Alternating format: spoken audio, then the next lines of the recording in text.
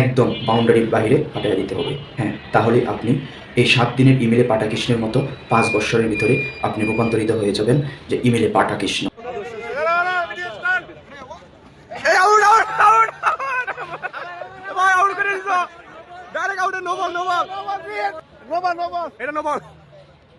না, এখানে আপনি আউট হন নাই। বাহ্যিক দৃষ্টিতেও আপনি যদি আউট হয়ে থাকেন, কিছু কিছু দুষ্ট লোকের কারণে সেখানে আপনারই একটু ব্যর্থতা রয়েছে। হ্যাঁ, আপনি কিন্তু আবার এই ব্যর্থতাটা কাটিয়ে উঠতে পারতেছেন। আমরা এই ফেসবুক স্ট্যাটাসের মাধ্যমে দেখতে পারতেছি। ফেসবুক স্ট্যাটাসের মাধ্যমে যাতে সীমাবদ্ধ না থাকে, সেদিকেও আপনার আরেকটু আমরা মনে করি যে দৃষ্টিভঙ্গি পরিবর্তন করা দরকার। বর্তমান মানুষ দেখতেছে ফেসবুক, কিন্তু এলাকার মানুষ দেখবে আপনি কতখানি কাজে কর্মে দেখাইতেছেন। হ্যাঁ, আপনার যে লোকজন আছে এইখান থেকে চাপ সৃষ্টি করবে যে এইসব যাতে আপনি না করেন, ভালো কাজগুলি যাতে না করেন, অন্যায়কে প্রশ্রয় যাতে দেন, সেগুলি কিন্তু তারাই বলবে, উপর দিয়ে বলবে যে এসব করা ভালো, আবার ভিতর ভিতর তারাই আপনার প্রতি অনেক রাগান্বিত। হ্যাঁ, এলাকায় অনেক খোঁজখবর নিয়ে দেখেছি। আপনার থানার ভিত্তিক যে দায়িত্বটা নিয়েছেন, এই থানা ভিত্তিক আমিও একজন ব্যক্তি। হ্যাঁ, আপনার হয়তো সব এলাকায় খোঁজখবর নেওয়া সম্ভব না, কিন্তু আপনার প্রতিনিধি আছে কিছু কিছু। হ্যাঁ, আপনার প্রতিনিধির কাছেই যদি আমরা শুনতে যাই যে এখন যে কাজগুলি করতেছে এগুলি কি ভালো করতেছে, হ্যাঁ বলে নিঃসন্দেহে ভালো কাজ করতেছে। হ্যাঁ, আপনার নেতাকর্মীরাই বলে যে নিঃসন্দেহে ভালো কাজ করতেছে, কিন্তু তারাই আবার বলে যে আমাদের পকেটটা খালি হয়ে গেছে। আমরা ভাবছিলাম যে বাবু আগে যেভাবে টাকা দিয়েছে এভাবে যদি টাকা দিত তাও হয়তো, কিন্তু এখন যখন এই এমপি হয়ে গেল, এমপি হওয়ার পর থেকে আমাদের পকেটে তেমন টাকা ঢুকছে না। হ্যাঁ, আপনি এই যে চাঁদাবাজ এমনকি সন্ত্রাস, তাদেরকে যে আপনি স্থায়ী করতেছেন না, টাই দিতেছেন না, তার জন্য কিন্তু আপনার যে লোকজন আছে আপনার লোকেই আপনাকে ট্যাগেল দিতে বাধ্য হবে। আপনি এই ট্যাগেলে কখনোই পড়বেন না।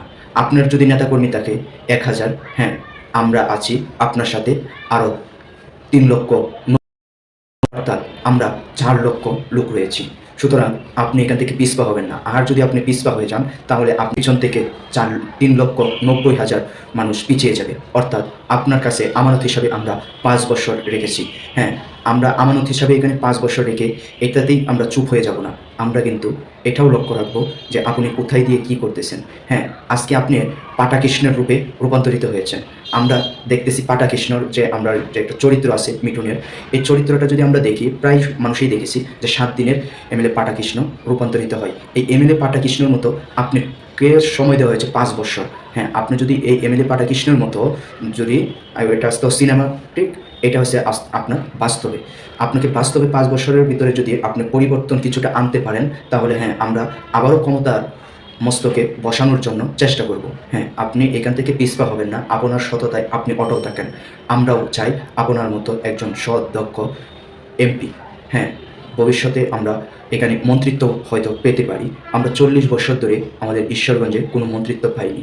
সুতরাং আমাদের অগাধ বিশ্বাস ইনশাল্লাহ ভবিষ্যতে আমরা মন্ত্রী হয়তো কোনো একটি দল থেকে পাবো। হ্যাঁ, আমরা ক্ষমতা পেয়ে অনেকেই ক্ষমতার অপব্যবহার করি। আপনি যতদিন পর্যন্ত ক্ষমতার অপব্যবহার করবেন না, ঠিক ততদিন পর্যন্তই জামাত, আওয়ামী লীগ, বিএনপি সকলের প্রতি দেখবেন ভালো একটি লোক হিসাবে উপস্থাপন হইতেছে। হ্যাঁ, অবশ্যই আপনার প্রতি যে জুলুম করেছে, সে আওয়ামী লীগ হোক, সে জামাত হোক, সে বিএনপির হোক, আপনার নিজ দলের হোক, তার বিরুদ্ধে অবশ্যই অ্যাকশনে যাবেন। হ্যাঁ, আপনার যদি ভালো কাজে বিরোধিতা করে অবশ্যই আপনি ফেসবুক স্ট্যাটাস অথবা আপনি লাইভে এসে বলতে পারেন, কোনো বাধা বিঘ্নতা থাকবে না। হ্যাঁ, আপনাকে এভাবে আউট করে দেওয়া হবে, তারপরে কিন্তু আমরাই এটাকে বলবো যে নো বল।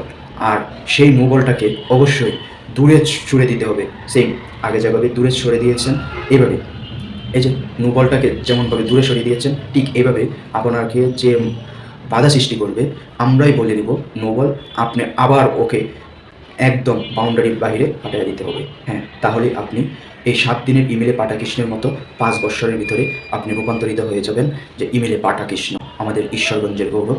ইমেলে পাটাকৃষ্ণর রূপে আপনি এসেছেন মাজেদ বাবু।